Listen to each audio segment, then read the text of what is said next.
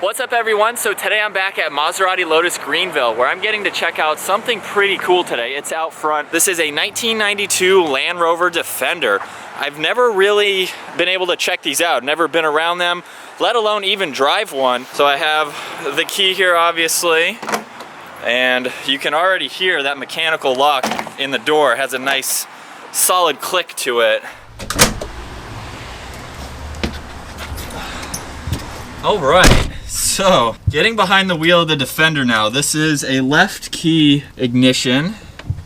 So, oh, it's reverse, okay. That's really weird. You have to pull the key towards you, not away from you. This is very different already. All right, so I need to figure out how everything works. It's a 5-speed manual again, a 1992 Land Rover Defender. This has 122,000 miles on it. It's a very wide pedal box. You have, gas, brake, and clutch, but my leg is almost to the door here. To be honest, it's a little nerve-wracking driving this. There's the clutch engagement. So it's got a fairly big bite point in it. Wow, I am so high up right now. And I just drove my truck here, my lifted Tacoma, and this is pretty tall. I'm right over top of the hood. Oh my gosh. It's almost like it sounds like a diesel bus. It's definitely something to take slow and get used to it. This is a left-hand drive Land Rover Defender, but this is not an American spec. This one was actually a bred truck from Spain. So it came from Spain and was a left-hand drive, which was odd because this should have been a right-hand drive Defender. But the speedometer is in miles per hour, which is nice. You have your fuel gauge, engine temperature, and then there's a bunch of different indicators for anything that you're in. Like four-wheel drive, you have a fuel gauge, if your headlights are on or not. So here it is again, you guys, a 1992 Land Rover Defender. This is the diesel version, so it has a 2.5 liter 4-cylinder diesel. You can get, or you could have got, a 3.5 liter V8 in a gas version. This diesel here has about 68 horsepower paired to the 5-speed manual transmission again, as you guys saw. We'll get inside here in a little bit. But this is the 3-door. They also made a 5-door, so obviously you'd have back doors to get into the back seat. They made a pickup version and a 3-door van. Let's go ahead and just start in the back here. So just grabbing on the release handle, I'm gonna pull this up, and I just want you guys to hear how solid this click is. I love that sound. It's just a very solid feeling in the mechanical click of how that all works. You have a step to get in. It has a trailer hitch so you can tow. And then here is the back. You got a spare, you got my camera gear. Let's go ahead and hop up in here. And you got some back seat room that you just gotta climb all the way into the back. And surprisingly, I mean, my head is touching a little bit, but you do have a little bit of room here for one person on each side or even two. And then I'm not sure if any of the seats here were deleted at some point. I don't know if you could add more, but yeah, we can fold these up too, so you can have them out of the way. And then you got your spare right in the middle. It's not bad for just cruising around town or something. And we can jump out. So that is the back of the 3-door Defender. Not really much else. There's no amenities. There's one light. I also noticed too that all 4 windows in the back, you can actually open them. So just by pulling on this here, you can slide all them, which is kind of neat to see in the back seat. So if you want some air, you can also do that as well. And there's that solid click again. We'll take a look at, you have your roll-up windows, your lock again, the release handle. Here's the pedal box. So you can see the clutch pedal is almost the same size as the brake pedal, and they're spread out a good bit. We have the air vent controls, I believe. There's lights, more fan speeds, I think. The air vents are down below, so underneath the steering wheel. And then here's all those readouts that I mentioned. So you have like your locking diff, fuel, headlights, high beams, some other things as well. I'll show you the ignition process. So here's the key on the far left. You have to turn it towards you.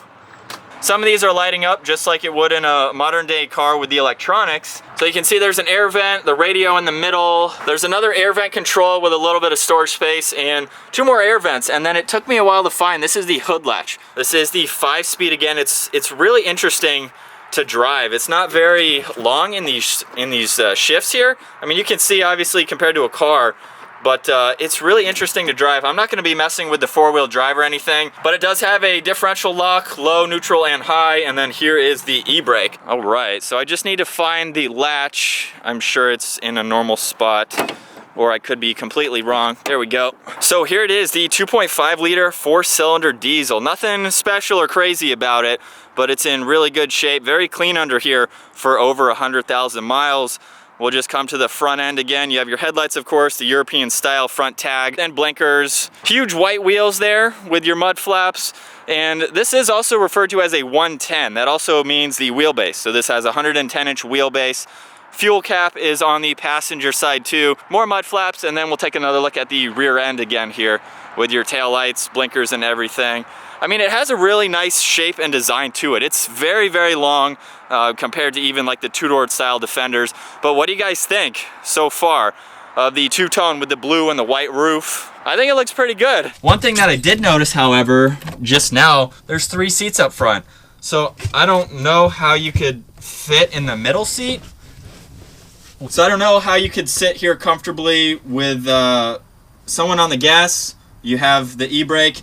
You have the shifter right in front of you, so that's kind of odd. And then your 4-low and neutral and everything. So I think you kind of just have to put both legs on the passenger side, so that way you're not in front of the driver or in their way. But yeah, in the parking lot here, talking about visibility, there's pretty much no blind spots. Your A-pillars here are like this big, and then there is so much glass in here. It's in the back, and you can hopefully see from there all of the glass in the back. It's pretty much as large as looking out the front windshield. So there's no blind spots. You can clearly see around this. It's definitely loud on the inside. I'm yelling just a little bit. There's not as much insulation. I don't think I've gone over 30 miles an hour so far, and I'm having a lot of fun in it. It would be really cool to pack a whole bunch of people in this and just kind of use it as like a mini bus. I haven't even made it to 5th gear yet. Let's go ahead and I'm giving it a little bit of gas to make it to 5th. There we go. The steering wheel is odd. It's got a huge bar across it. So there's no like 3-spoke design or anything like I guess a normal vehicle. The starts are a little sketchy for me. I just got to get used to it. It sounds like I'm in a UPS truck or a bus.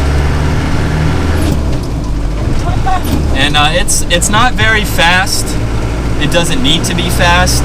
It's got, you know, your 4-wheel drive and everything that you need for slower speeds off-road.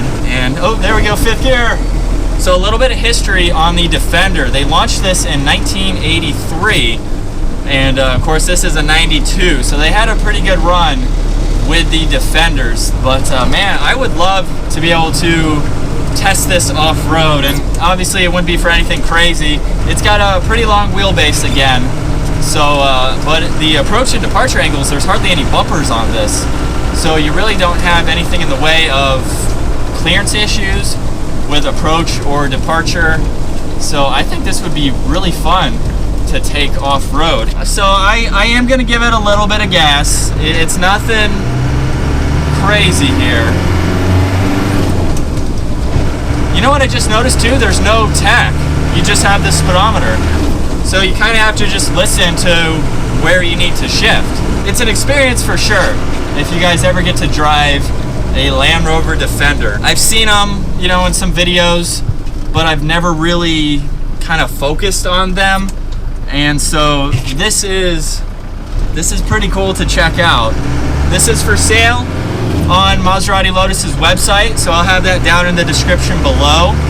I believe it's around $40,000 with 122,000 miles. And I did a little bit of research on the pricing of these. I have seen them go for a good amount of money, and just depending on which door option, you know, and setup that you have obviously determines the price. But this is definitely unique, being the 3-door version and the fact that it's a left-hand drive foreign spec coming from Spain. I kind of wish it was right-hand drive because I've never driven a right-hand drive vehicle.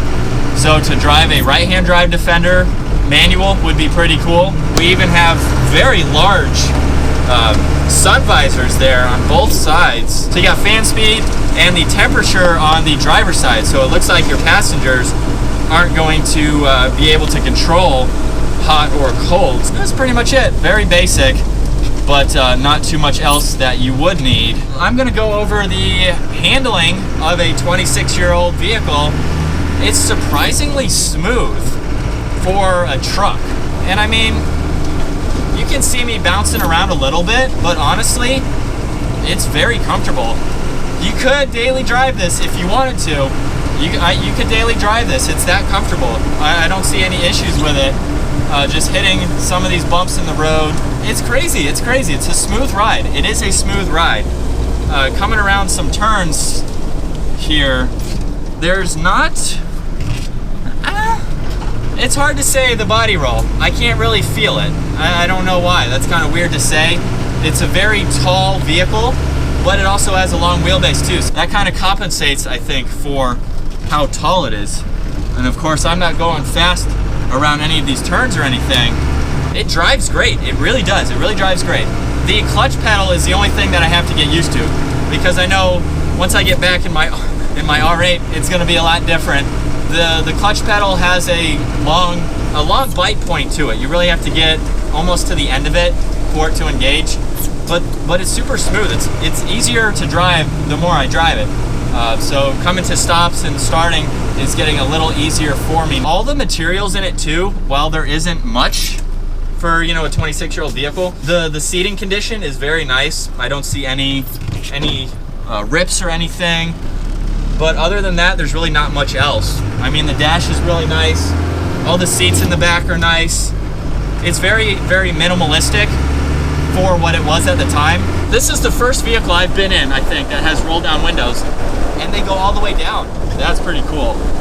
That's pretty cool. All right, guys, I think that sums up my first drive ever behind a Land Rover Defender. What do you guys think? Comment down below. Is this something that you'd like to check out, be able to drive, and just see what it has to offer?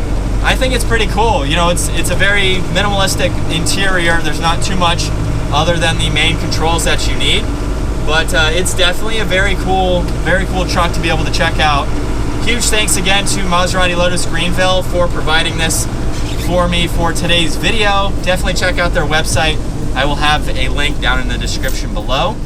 And if you guys enjoyed that video, be sure to give it a thumbs up, smash that subscribe button, and I'll see you guys next video.